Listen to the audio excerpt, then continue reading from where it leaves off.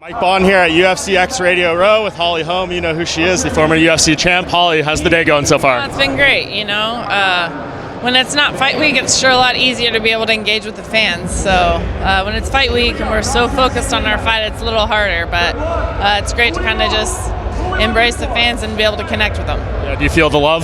Oh, absolutely. I'm always super thankful for it. Always grateful. Yeah, so UFC 303 happens. There's 3 Hall of Famers on the card, 3 Jackson Wink Hall of Famers, and Arlovsky, Michelle, and Cub. I know, some of them haven't been on the team in a while, but to see them all reunite, apparently they're all going to be in the same locker room. How cool is that? Oh, it's great. Michelle's one of my greatest friends and teammates. I got a lot of love for her. Andre, he's at ATT now, but he's one of my great friends as well. And same with Cub, So I've had times where I've been able to be grinding and training with them in the gym, and they're all 3 really good humans outside of fighting as well. So I want success for them, and I'm excited to be here to witness it. Yeah, that's pretty cool just to see, them all back together. I asked them all at media day, and they're just so happy. They said that energy is going to be so high. Yeah, it's going to be great. Like I said, they're all good. Those are some good, solid humans right there. So definitely. And what about you? It's been a couple months since the fight. I know you were pretty disappointed. You said didn't follow the game plan. Now that you've reflected, probably watched it, how do you feel about it? Oh, I'm pissed off. I've lost a lot of sleep over it because I just know I'm capable of more than what I performed, and that's how it goes. You can't go back and change it. You got to suck it up, own it, and keep grinding and move forward. And you're a fierce competitor, and you say, it pisses you off. I feel like I haven't heard you say those same words about maybe some other losses. Was there something different about this? I think what's super frustrating is I had a great camp, no injuries, I was healthy, great training partners, great coaching, and I'm the one that let everyone down. I'm the one that didn't go in there and letting everyone down, including myself, So, it's frustrating. When Dana was asked about you kind of in the aftermath, I'm sure you heard his comments, kind of maybe put some mystery around your future. I know you're only going to decide when you're done, when you're ready. So, how do you kind of internalize what comes next? I'm just training because that's all I can do is take one day at a time. I can't. Tomorrow's never promised in life or in sport. So I'm just training, and I always choose to be positive and driven in my life, and we'll just see what tomorrow brings. Is there a timeline of when you'd like to fight again? I'm ready to go whenever,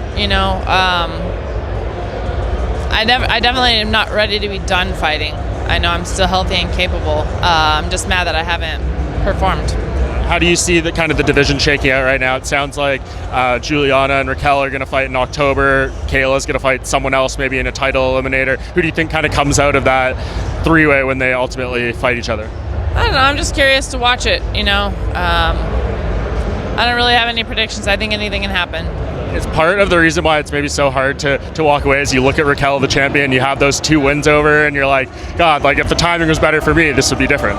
Yeah, and that's also what's frustrating is having a loss in my last fight. Maybe what makes me more mad is I know that I would be the next one, that would have been more for a title contention, rather it's 1 step up or 5 steps down, You always keep your head in a positive space, right? And it only takes for someone like yourself 1-2 wins and you're right back.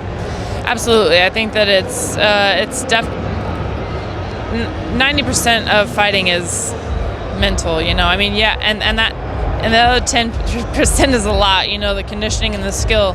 But you can have all the skill in the world and all the conditioning in the world, but if you don't go in there and make it happen, then it's not going to happen. We saw Joanna Jędrzejczyk get inducted in the Hall of Fame last night, only the 2nd female. Do you feel like your day for that is going to come? You're already in the Boxing Hall of Fame. UFC is probably going to be there eventually. That's my hope. I don't ever put assumptions, but I feel like I deserve to be there. I still want to keep fighting, and I always try to do something that hasn't been done, and being a champion in boxing and in MMA still to this day, I think I'm the only one that's done it. So to be in a Hall of Fame in both, that's even on another level. So I would love to be able to do that because I think it'd be a really long time before we saw that again. Yeah, we've seen it happen a little more. Savannah Marshall just made her MMA debut. Did you see that one? I did see that, and I just saw the highlights. She got the finish, so she's got some heavy hands and everything.